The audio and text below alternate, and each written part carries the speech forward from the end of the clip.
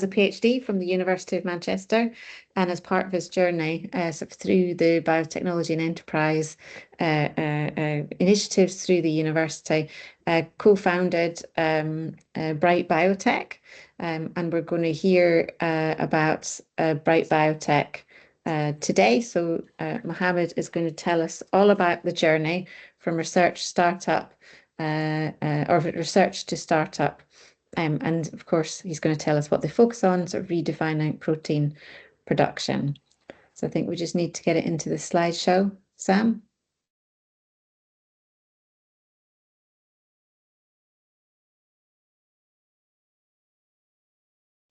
So sorry, just about to share. My dog also decided to start barking at everybody in the house, so just a moment.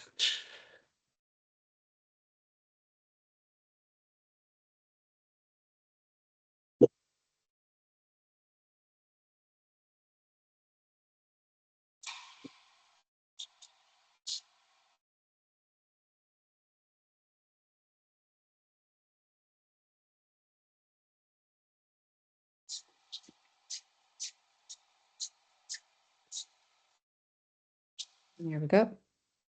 There we go. Can everyone see that? Great. Perfect. Brilliant. So Mohammad, over to you. Yes. Well, thank you very much, and good afternoon.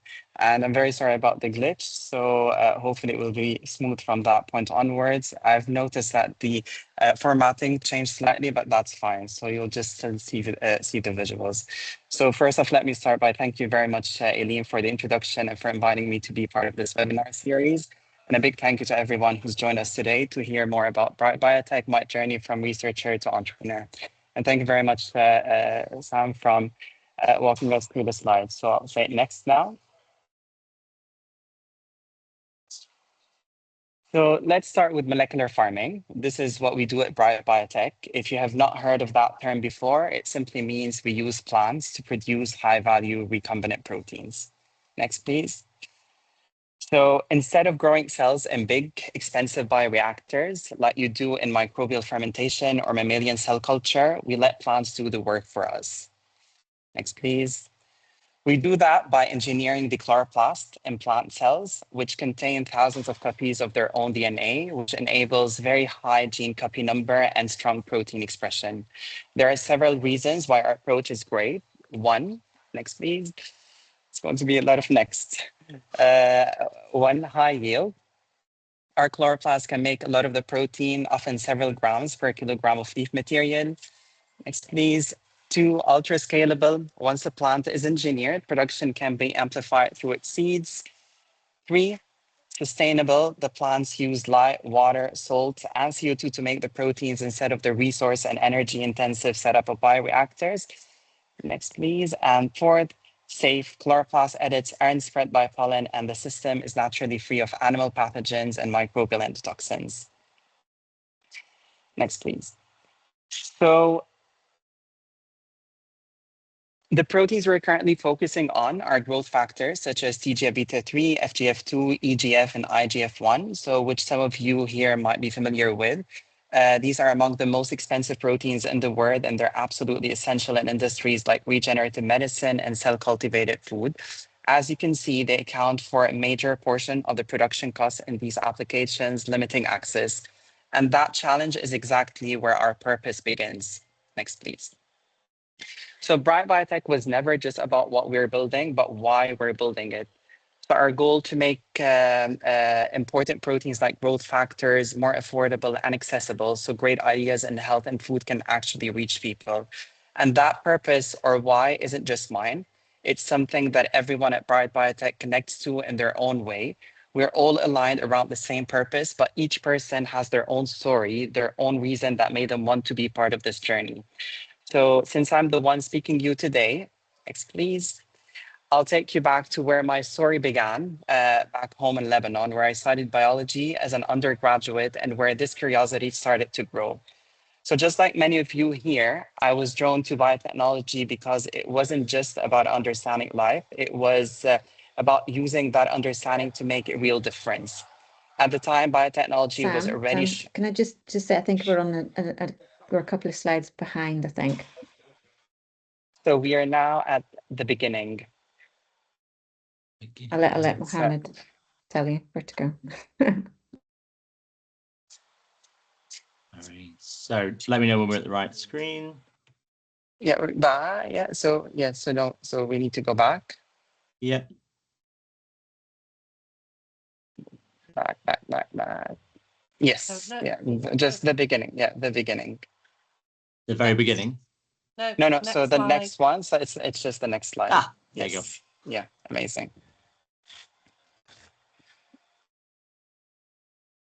Right. So as I was saying, I was drawn to biotechnology not just because it allows us to understand life, but it's using this understanding in order to make a real difference. And at the time, biotechnology was already showing the world what was possible. So it was clear that this field was and continues to reshape the way we live and think about science. So I wanted to be part of that movement to contribute to this global effort of using biology to solve real world problems. Next, please.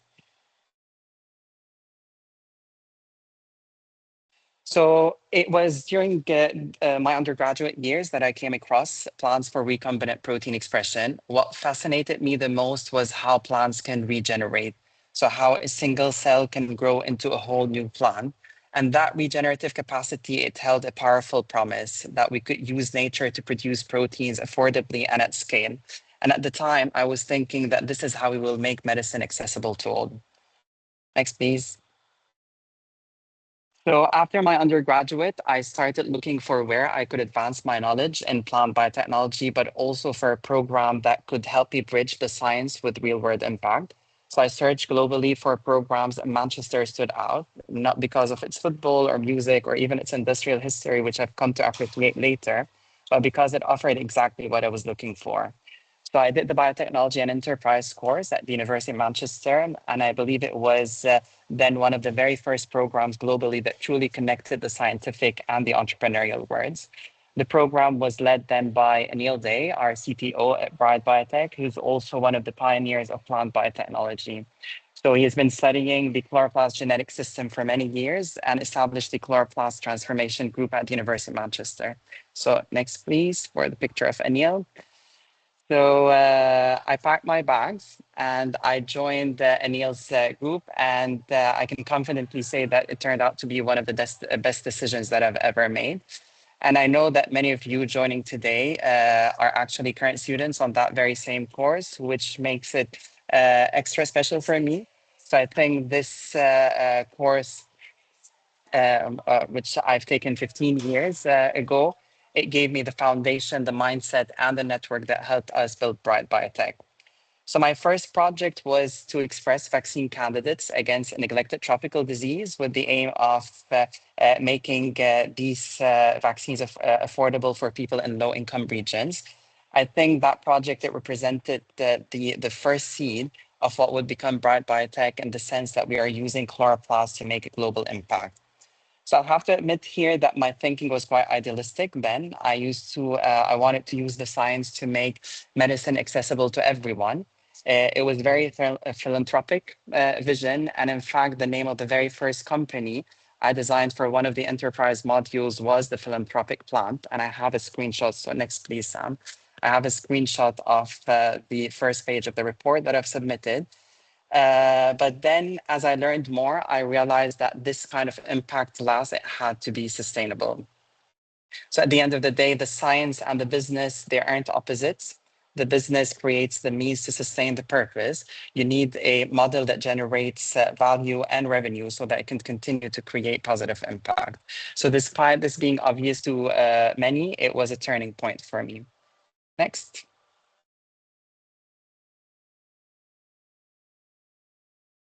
So after my PhD, I spent few years in postdoctoral roles between the university and industry. I have to say that that experience was very invaluable. So it allowed me to further understand the bridge between the two worlds, the academia where these ideas are born and industry where they are realized.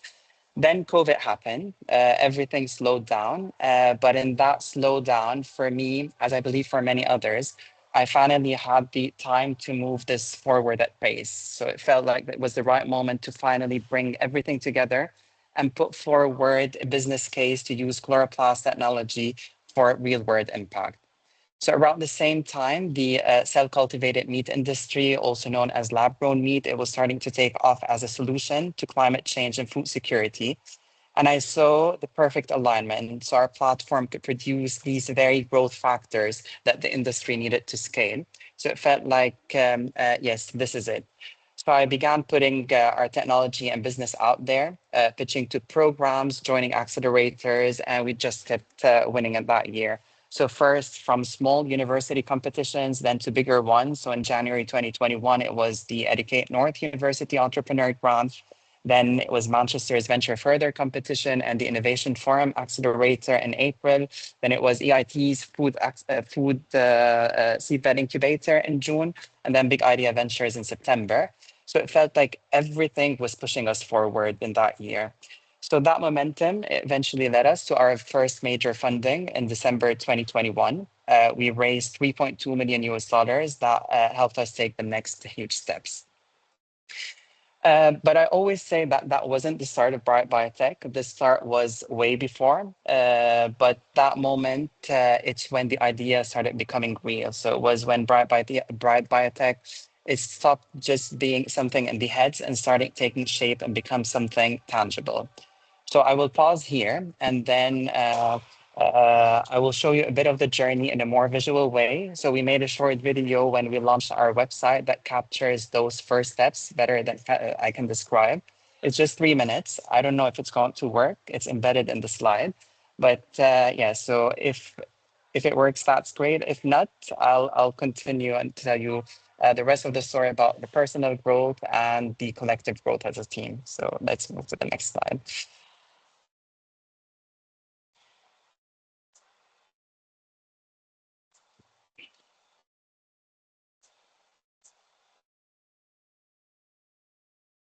Is there a sound?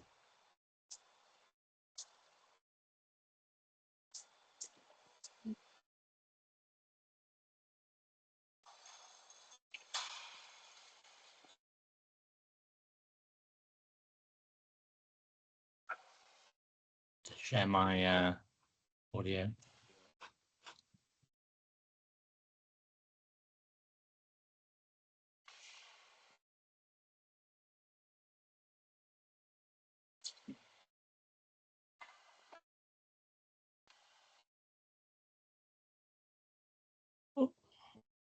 If anyone knows how to share computer audio, that'd be great. Currently on headphones, so maybe try speakers. Okay. No, I think no, I need to share computer sound.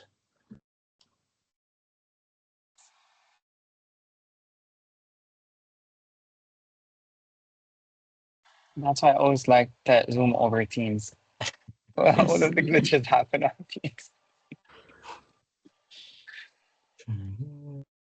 We just recently moved away from Zoom and then started using Teams. But yeah.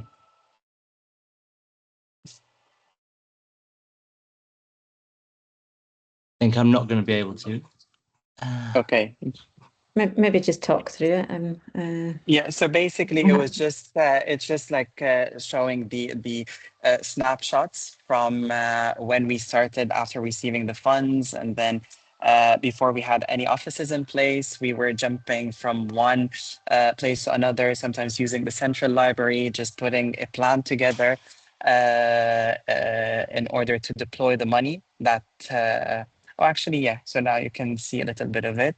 Well, the background music is from Star Wars, so that's why it starts that way. So you can imagine was you're reading the text here. But yeah, so as I was saying, it's just like different snapshots from our beginnings, from our beginning. And it's always nice to look back at how we started and how we started building our lab from scratch, basically starting with an office space, putting everything in place, starting hiring our first team members, and then starting doing the science fully in our own side. So yeah, so I'll just, now it should move a bit faster.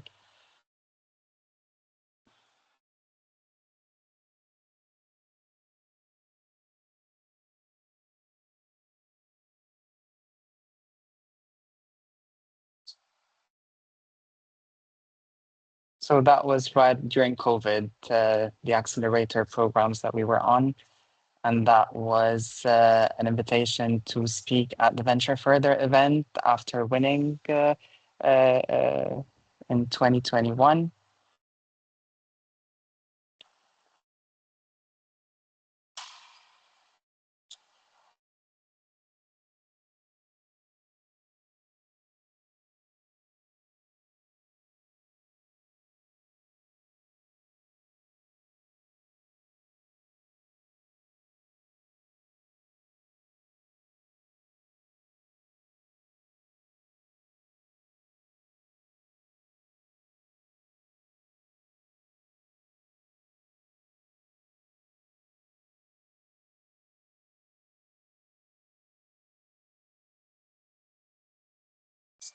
Yeah, I think we can stop here. It's fine. We can move to the next slide. Right.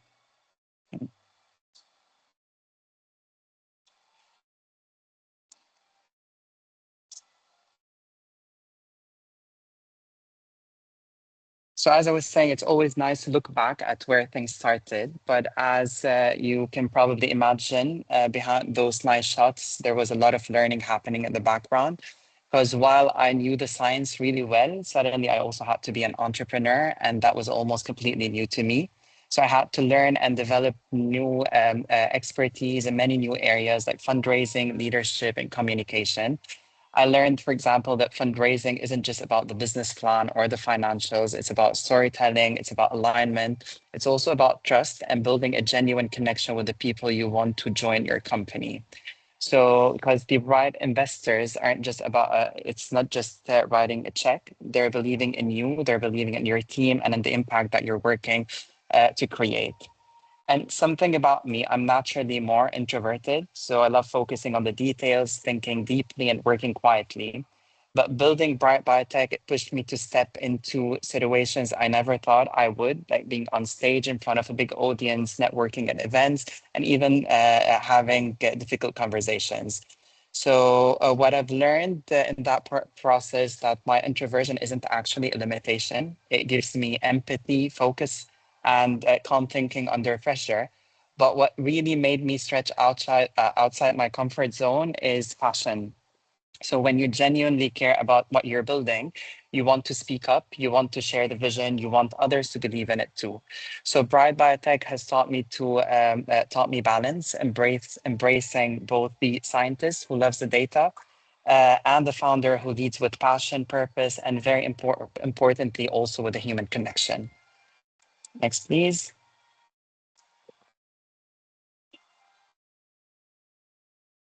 So, and of course, when you bring in investment, everything changes. It's no longer just you and your vision in your head.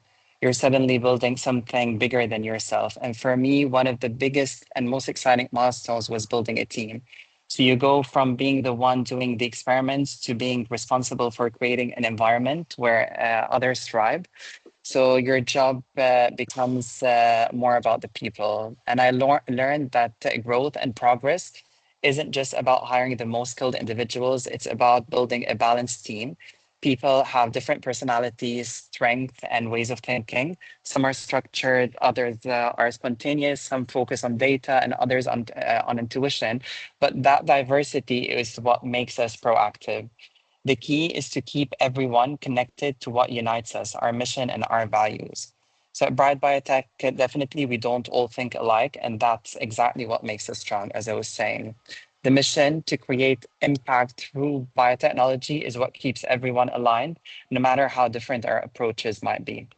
And honestly, this team has become the heart of Bright Biotech. So again, I had a short clip after this slide, but I don't know if it's going to work. But you can see it on our Instagram page. So it's a very creative video designed by our communication engagement specialist, Diana Gomez. And it's us in the jungle with David Attenborough speaking in the background. So I think I now know how to do the okay. audio. Just give me a moment. Okay, Yes. so let's see. That would be nice if that one works.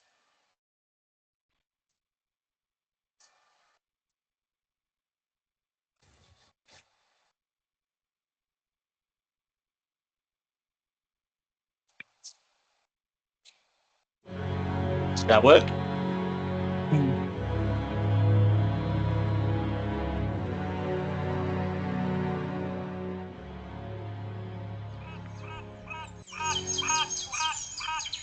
It is in the heart of Manchester, amid the ever-pulsating rhythm of urban life, that we encounter an unexpected group of unique sapiens. At first glance, they may appear normal, blending in with the urban landscape. However, as we observe them in their natural habitat, a fascinating truth emerges. These are no ordinary individuals. Each possesses a unique set of skills that, when interconnected, form a dynamic and powerful force, united by an extraordinary mission, the pursuit of innovation and technology, continually pushing boundaries to create a brighter and more sustainable tomorrow. In the coming episodes, we will get to know each of these sapiens, discovering their passion, dedication, and unwavering commitment to creating a better, brighter future. Amazing. So you can check each one of us on our Instagram page. But yeah, that's the team. Different experiences, as I was saying, different strengths, but we have one shared purpose and set of values. And as I was saying, it's that alignment is what allows us to build something meaningful together. Next, please. Right. So if you speak to anyone who's been on a startup journey, they'll tell you it's never a straight line. There are incredible highs and there are those moments that really test you. And we've had both. Honestly, there are so many examples I could share about the challenges we faced and the lessons we've learned. But for today, I'll just focus on just one of the biggest. And that lesson has been adaptability, because in a startup, plans change, industry shift, timelines move, and what matters is how quickly you can recognize that and adjust. So we initially, as mentioned earlier, we focused on cultivated meat because the alignment was just so strong. Our technology could produce the growth factors that they needed to scale sustainably. And we remain very bullish about that field, and we truly hope that it succeeds. But we also had to recognize the reality. Timelines in cultivated meat have extended. And as a startup with a limited runway, we needed to stay proactive and ensure commercial traction while that sector matures. Next, please. So when we this is when we decided to expand into life sciences. So fields like regenerative medicine, tissue engineering, and cell and gene therapy. Now, the opportunities in these sectors are vast and the impact is equally meaningful. Because when you think about regenerative medicine, it's not just about markets, it's about people, and it's giving someone another chance at life. So yes, we evolved from cultivated meat to life sciences, but one thing never changed: the reason we are doing all of this, the why. So whether we're helping restore the planet's health or a person's health, it's the same purpose. Next, please.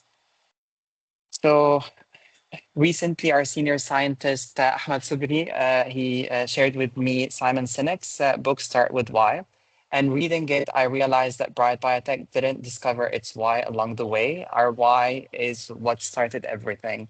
So when I left Lebanon and came to Manchester, the goal was never just to study the chloroplast biology. The why was always there, to use this technology as a vehicle for real impact. So the chloroplast was simply the means. The why, the impact has always been the destination. And I believe that this is one of the reasons why we gained traction early on and why we continue with the same drive today. So we weren't chasing profit, we were pursuing purpose. And we definitely believe that the profit will follow when the impact drives real value. So our technology became the how and our products became the what. But our purpose or why has always been the foundation. And here I want to say that this way of thinking isn't familiar to unfamiliar to academia. So every scientific paper, it begins with an introduction that answers one question: why does this research matter? And as scientists, we often get absorbed in experiments and data, but that introduction, that explanation of purpose gives everything meaning. And I have to say that the introductions and papers have always been my favorite section. So moving into industry, it's like returning to that introduction. So you take that why and then you make it happen. Next, please. So today, Bright Biotech is moving and growing fast. We are developing multiple growth factors. We're deepening our collaborations in life sciences, and we're advancing our platform with the support of the Advanced Research and Invention Agency through a $1 million grant, a £1 million pound grant. And we're now raising our next round of investment.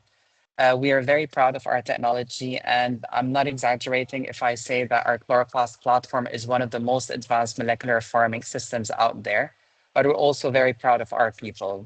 So their passion, dedication, and shared drive to make an impact, that also defines who we are. So every day brings a challenge, and it will continue to bring a challenge, but also it brings with it growth. Working in a startup is very much like living a masterclass in adaptation. So you go from no structure to building structure, from uncertainty to clarity, and you learn to enjoy that process. It's demanding, definitely, but it's also incredibly rewarding. So yeah, I'm coming to an end, but I really hope that this talk has given you a little bit of confidence to follow your own ideas. If there's something that you believe in, and if something keeps coming back to you, don't ignore it. The uncertainty will always be there, but that's part of the process. You learn as you go, and things become clear along the way. So whichever direction you choose next, whether you want to start your own company, or you want to start or you want to join one, or stay in research, I hope you do it for the right reasons, for your own why. Next, please. And yeah, so that's the last slide. Please check our social media platforms so you can learn more about Bright Biotech. Check our website as well, because it recently won 2 awards. But also I want to take a moment to thank everyone that supported us on this journey, our incredible team, definitely our partners and our investors. So they've been more than just funding. They've been a real asset to us, offering guidance, perspective, connections, and support whenever we've needed them. And it definitely made a huge difference. So thank you all so much for listening, and I'm more than happy now to take any questions that you may have. Thank you. Amazing. Thank you very much, Mohammed, for that, and also for bearing with the technical difficulties. But Sam, you did a stellar job. Thank you very much. Yeah, thank you. Okay, brilliant. So we've opened for questions for Mohammed. If feel free to pop your hand up. Also, pop questions into the chat. Let me just have a look. So Ravina's got a question. How were you funded when applying to accelerators?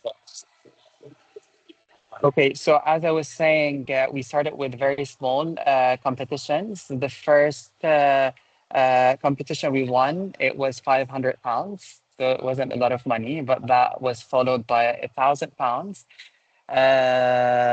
And then the university topped it up with another £1,000 from the Masood Entrepreneurship Center. That led to the 10,000 eventually in the venture further. So it was just adding up. It was very small amounts of money up until we were selected to be part of the EIT Food Seedbed Incubator. That was another £10,000. And at that time, I was working with an industrial partner, Protein Technologies, and I was working on a Unilever project. But obviously, I had to pay my bills. So that's why it was very important for me to remain on that job. So the money was piling up until it was enough for me just to completely give up on my job at Protein Technologies and then switch to Bright Biotech. And again, as I mentioned, at the same time, we were accepted onto an accelerator program with Idea Ventures, and it was the largest amount following these small tickets. It was £90,000.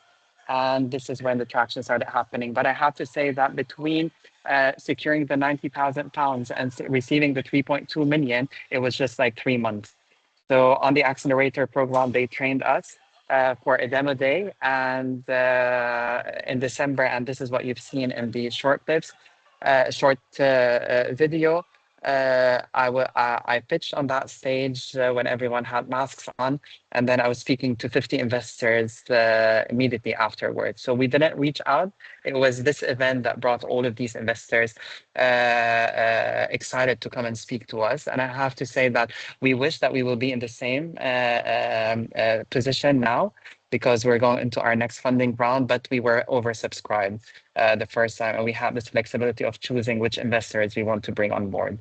So yeah, so it was just as I said in my presentation, everything was aligned on that year. So the technology, the opportunity, the stars, everything was working so well. And yeah, so within 1 year, we've managed to raise all of this amount of money. Amazing. I think that's quite a journey, and I like the fact that you're thinking about which investor or investors to go with. Yes. Yes. Yeah, I think I've always said you need to do your due diligence on your investor as much Oh, as that's they very do important. on you. Yes. Yeah. Yeah. Brilliant. So we've got a couple of other questions that have come in now. So we've got one from Abdullah. What does scale look like for your technology? Are you talking about highly controlled vertical farms, automated greenhouses, or open field cultivation? So all of these three options are available to us, but we're lucky that we're working with these very high value biomolecules, the growth factors. As I mentioned, they're amongst the most expensive. So 1 gram today is almost $2 million. So if you see the quantities that are currently available in the market, they wouldn't go beyond a kilogram combined together. So we can produce sufficient quantities, like in the amounts of high milligrams to gram quantities, just like from our lab scale vertical farming unit. It's a very innovative vertical farming unit. It's based on fog. Basically, it converts water into fog, and then it pumps all of the nutrients into the plant. It's a 1 meter squared unit, and it is around 2.5 meters high. And from this unit, we can generate around 2 to 5 kilograms of leaf material. And this allows us to produce the milligram to gram quantities that are very sufficient in order to cover a good amount of the demand on the market. So in the future, definitely, the idea is that we want to enable regenerative medicine. We want to enable cultivated meat. The quantities would go beyond kilogram quantities. At one point, for example, for the cultivated meat, the forecast was that they would require ton quantities, which is something that is never heard of for growth factors.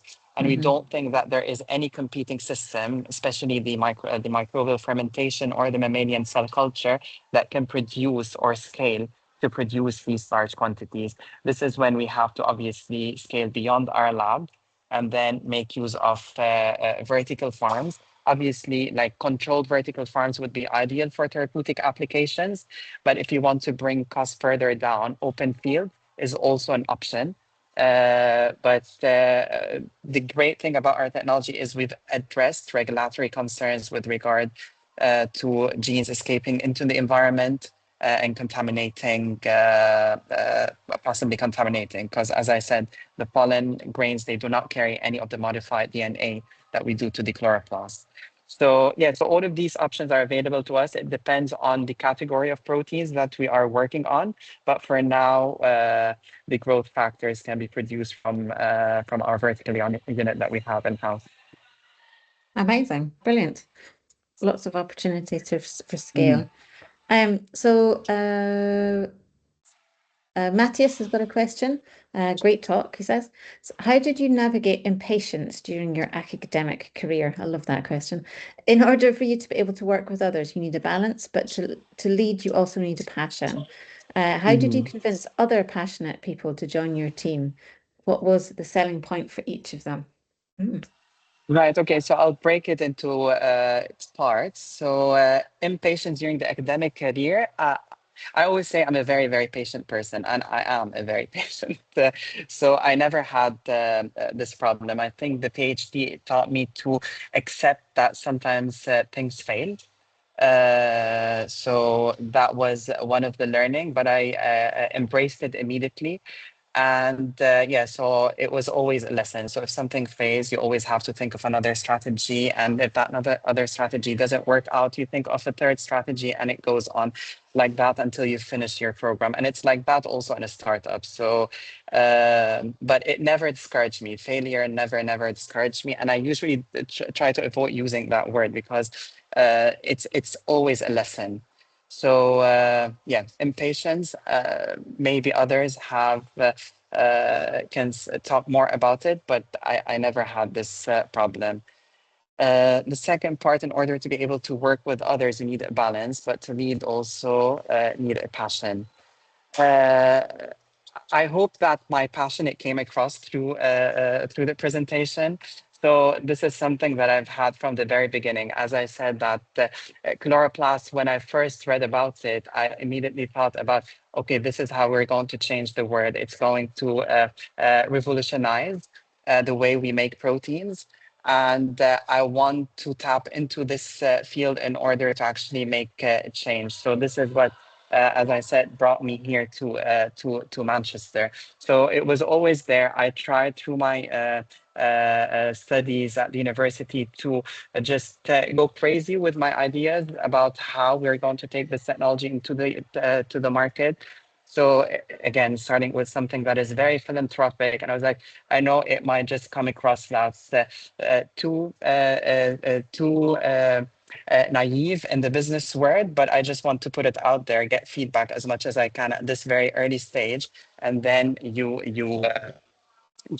take it from there. But yeah, so the passion was always there.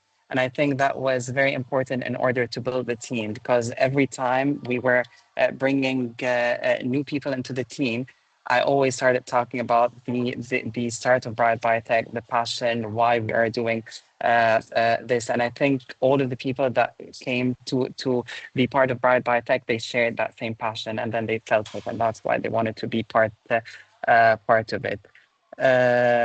So yes, Brilliant. so I think I've asked, yeah, so I've answered the follow-on ones. Yeah. Yeah. No, I think your passion definitely does come through and did come through the webinar, as did your patience with all the slides and the video. So yeah, brilliant.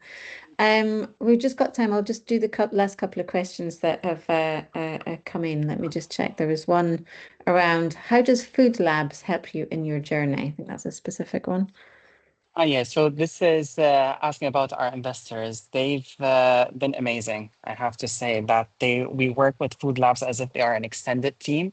So they are our lead investors, and they have dedicated units within their fund. For example, they have a team development department. They have funds or financials department, and all of their people are available to Bright Biotech. And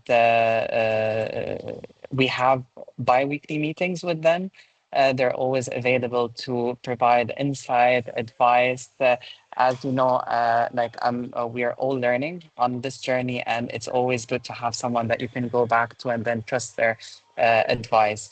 So yeah, I think they are part of Bright Biotech's team. So and been very supportive. And without their support, I think and their very constructive feedback, we wouldn't be moving at that pace. Brilliant. We'll just finish with one last question, which kind of focuses on sort of the short versus long-term strategies.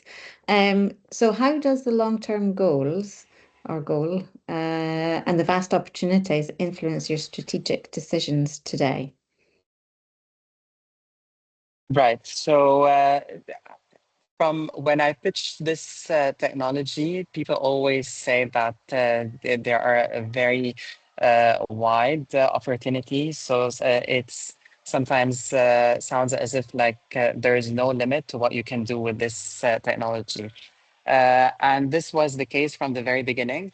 And I've noticed that when putting the first business case together, we needed to be a little bit more focused. And that's why we narrowed it down, because you can be doing so many things, but then you won't be going so deep into it. So you'll just, I wouldn't say superficial, but yeah, so you wouldn't be able to go very deep into the understanding of the markets of all of the things that we'll be doing if you went for this very wide range of applications. So we started with the cultivated meat, and then we went very much in depth into understanding the landscape, the needs of that industry. And I think that also helped because like investors, they would be worried like if you didn't have like one specific applications. Again, that changed later. That's not a problem, but it's because we were just always looking around. And that reminds me of the exercise from the enterprise modules, the pest and the SWOT analysis. So this is like an active document that you should always have to revisit. Yeah, so it helps you just move until you eventually get to this long-term goal, which is in our case becoming leaders in protein manufacturing. So we're not there yet, but it's something that we're definitely hoping to achieve. But yeah, so you have to start with something focused. So if you look at our the total addressable market and then the serviceable. So these, I'm not sure if you're familiar with these, but in our case, our the serviceable obtainable market, this is what we're going for initially. It's 0.2 billion, and then we'll expand this hopefully to capture a bit of the serviceable addressable market, which is the SAM, and eventually to go to the total addressable market, which is the recombinant protein market, and that's like $1 billion opportunity. But we start with a tiny little bit or a share of that very big addressable market, and then we grow from there. Amazing. Brilliant. So thank you very much. Thank you very much for all the questions. I think there was a few in there that we didn't get to, but I'm sure we'll have lots of opportunities to meet with Mohammad through networking activities and things moving forward. So thank you very much, Mohammad, for an excellent talk and an excellent insight. And hopefully we've inspired some of the students and everyone on the call today to think about taking that passion and that idea and having the perseverance and resilience to keep going and pushing it forward. If anyone is inspired by it and it happens to be on the MSc in Biotech with Enterprise, and we have a new PhD program that will be kicking off in 2026, which is a PhD by Enterprise program, sector agnostic, and it'll be allowing and enabling people to do things like Mohammad did throughout his PhD, enterprise training, research projects, but more to come on that in the next few weeks. So thank you very much. Our next webinar is on the 13th of November, and it's from Jeremy Shears, who is the ex-Chief Scientific Officer of Shell, and he's going to talk about his experience within a large corporate, but also now sort of building out the ecosystem and how he can help people out in our community. So thank you very much for everybody for coming today. Look forward to seeing you at the next one. And finally, thank you to Mohammad and Sam for the great presentation and slides today. Thanks everyone, and see you all again soon. Thank you all.